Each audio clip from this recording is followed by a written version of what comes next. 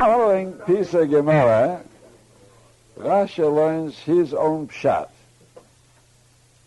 It's like a turning aside from the sugya now, in a different direction. That's what Rashi learns. Up to now we learn that wood that's for firewood, there's no question that it's mutter on shvis. There's no din of shvis on firewood. Only question is, if it's something that's used like a broom, that's hanos and biur and shover, there we says osef egru and shvis. Now the eitzim lahasoket tanoihi. Eitzim for firewood is a machleges tanoim if it's mutter on shvis or not. What we said up till now, as a davar poshet, that firewood has no din of shvis, that itself is a machlekes of tanoim. And now he brings, that's Rashi's pshat. Takes a different pshat. The Tanya in the Baraisa. Ein moisrin perei shvis. You cannot give over to use fruit of shvis lo lemisha, not for a flax soaking pan. You have to have certain kinds of chemicals in the water in which you soak the flax. So you might want to take, let's say, citrus of shvis and put them into that pit so the water should get acid and it should be able to work on the flax. You cannot use pears or shvis for such commercial purposes, because you're destroying pears shvis. It has to be for eating. You can't destroy it. For low likus, you cannot using for laundering. Let's say certain pears will have an effect of soap or starching. You can't use it. Only for eating. You can't use it for krus or for laundering. You can use it for these purposes, means not even for eating, even for washing or for chemical purposes, commercial purposes too. Now, my time in the Tanakhama, we didn't come to the point yet when we said Eisim Lasoket Hanohi. What's the reason that Tanakhama says you cannot use pear shvis for anything but eating? It says you should eat. Eat means only for that. The lo lemisha, not for soaking flax. Lo lechus, not for laundering. My time at the Rebbe Yesi, they said you can use it for commercial purposes too. Omakor lochem. Lochem means the size leochlo. You can use it for your own purposes too. Lochem is the whole sochechem, for all your needs. For all your needs. Afir rabishol lechus.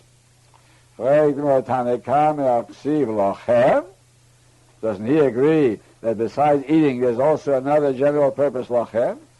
And for the Gemara, ahu lochem comes to something else. Lochem dumya diachlochla. To say it has to be something similar to eating. Mi shehanos or biyoreshaveh.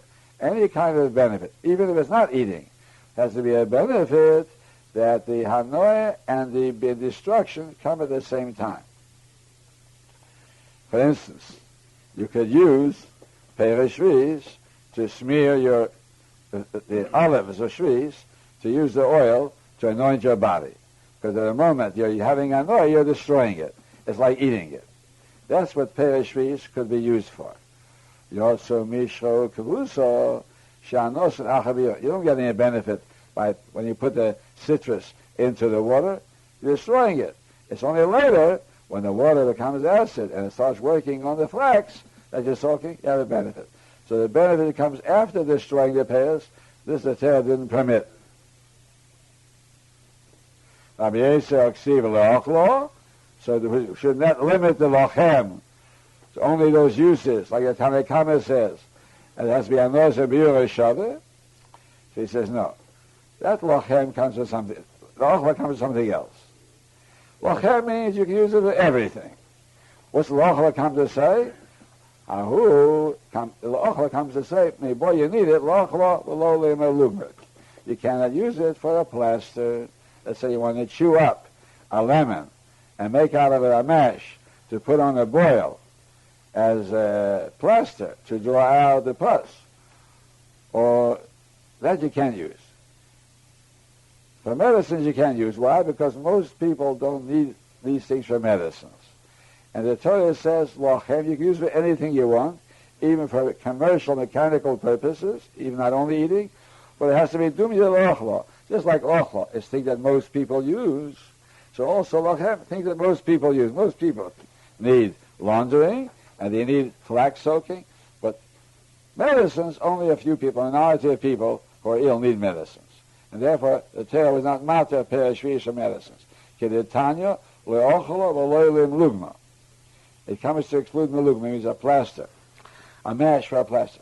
Atam you say le'ochla v'lo'lim lugma, or even maybe it's not so, ela v'lo lekvusa, you can't use it for commercial purposes like laundering. Kishoyim lachem. That's Rabbi Yossi Shita. Lachem comes to add all uses. Harei lekvusa omar. So laundering is mentioned. That is permissible. How do I fulfill the condition of la'achla? Means that the lachem should be similar to la'achla. Means la'achla lugma, to exclude medicines.